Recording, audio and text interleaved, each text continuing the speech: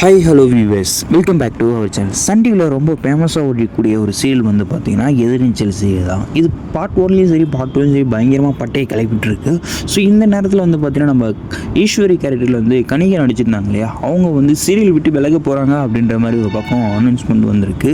So அவங்க எதனால serial விட்டு விலகி போகிறாங்க அப்படின்ற மாதிரி பல பேருக்கு பல கேள்விகள் இருக்கு இல்லையா. ஸோ அதுக்கான சொல்யூஷன் தான் இப்போ வந்து இருந்திருக்கு.